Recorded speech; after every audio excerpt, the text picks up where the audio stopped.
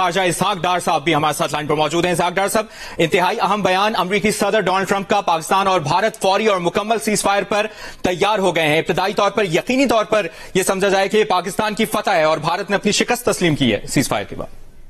देखिए, जो है जंग है वो किसी चीज का हल नहीं होता। मैंने सुबह भी आपको जब थोड़ी सी अपनी दिया था कि अगर इंडिया ये एग्री करे कि वो बिल्कुल यानी बंद कर देगा जो कुछ हुआ है, जो कुछ हमने किया है, अभी फर्दर कोई रिएक्शन नहीं होगा और रिटेलिएटरी कोई मूव नहीं होगी तो हम तैयार है। आपको सुबह बताया था कि सेक्रेटरी रूबियो से, सऊदी अरेबिया के प्रिंस फैसल से, तुर्की के हकान साहब से, वज़ीर खारजा जो है, इनसे बातें हुई थी और अल्हम्दुलिल्लाह हमने अभी करीबन 4:30 बजे के करीब पाकिस्तान और इंडिया हमने आपस में एग्री कर लिया है कि इमीडिएट इफेक्ट से हम सीज फायर कर रहे हैं और बाकी जो है प्रोसेस जारी रहेगा।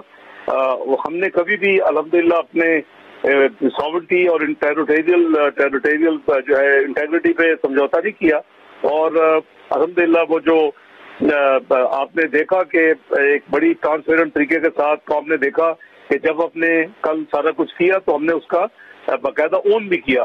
ये नहीं है कि कोई ऐसी कोई चीज कही हो जो ना की हो और वो आपके साथ शेयर किया भी थोड़ी देर में वज़ारत ख़ारजा की तरफ से हम डिटेल प्रेस रिलीज भी जारी कर देंगे चंद मिनट में और वो भी आपको मिल जाएगी, पूरी तफसील भी मिल जाएगी। तो अल्हम्दुलिल्लाह कौम की दुआओं से आप पाकिस्तान ने अपना भरपूर दिफा किया, अपना ना सिर्फ दिफा किया बल्कि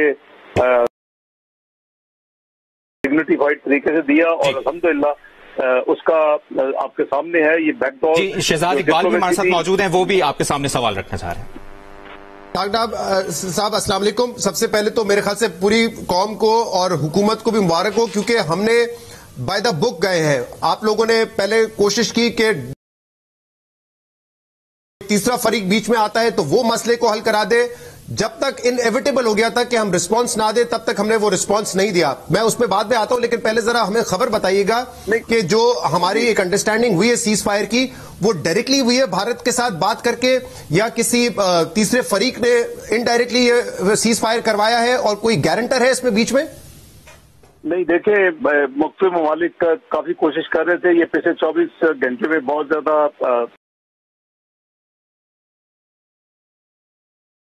है वो आज सुबह का है और जो है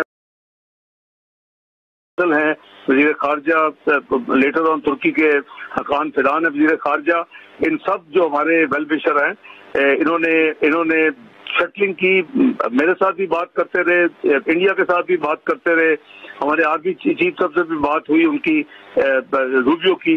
तो वो यानी हमने हमारे एक ही बात थी कि हम सीज फायर के लिए तैयार हैं। अगर इंडिया कोई भी मजीद अगर कोई एक्शन या कोई लेगा कदम तो हम फिर उसका जवाब देंगे।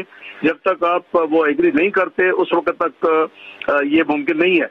तो उसके बाद हमारा जो मिलिट्री चैनल्स होते हैं हॉटलाइन उसको एक्टिवेट किया गया। दोनों मिलिट्री ऑपरेशन के जो दोनों साइड पे लीडरशिप है उनकी कम्युनिकेशन हुई है और फिर ये हमने जॉइंटली ये एग्री किया है। लेकिन जाहिर है कि ये ममालिक शामिल हैं, ये शटल करते रहे हैं। यूके का डेविड लेमी, उनके भी जो वज़ीर खारजा है, फॉरेन सेक्रेटरी जिसको कहते हैं, वो भी अपना पूरा उन्होंने भी आज किरदार अदा किया।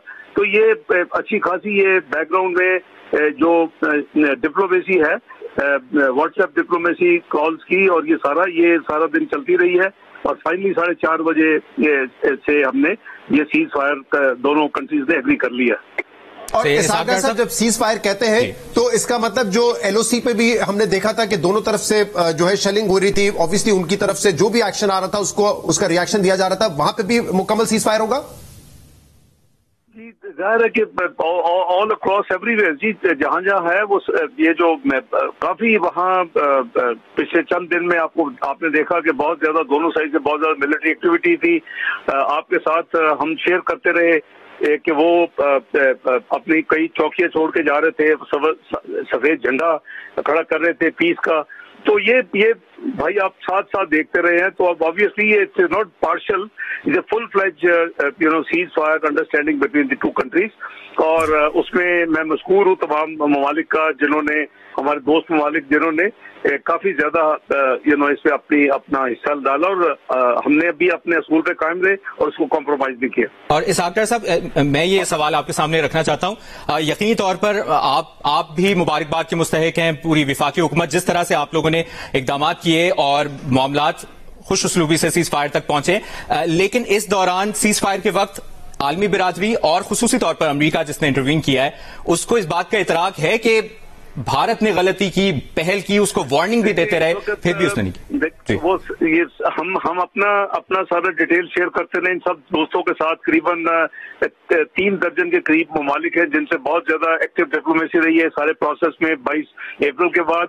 लेकिन जो चंद ममालिक मैंने गिने हैं वो डेफिनेटली बहुत ही प्रोएक्टिवली पिछले 24 घंटे में इन्वॉल्व रहे हैं, और सबको अंदाजा है, हम अपना मुकदमा उनको अपना फैक्ट्स शेयर करते रहे हैं, दूसरी साइड भी अपने को जरूर पेश करती होगी, और आई एम श्योर उन्होंने किया है।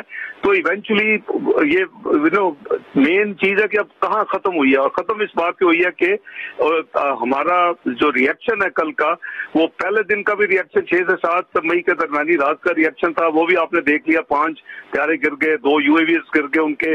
उसके बाद हमने फिर बड़ा तहम्मुल और सब्र का मुजाहरा किया तमाम ममालिक के कहने पे, लेकिन फिर जब हमने देखा अगले 48 घंटे में ड्रोन एंड सारा, तो उसका रिएक्शन आपने आज रात सारी देख लिया।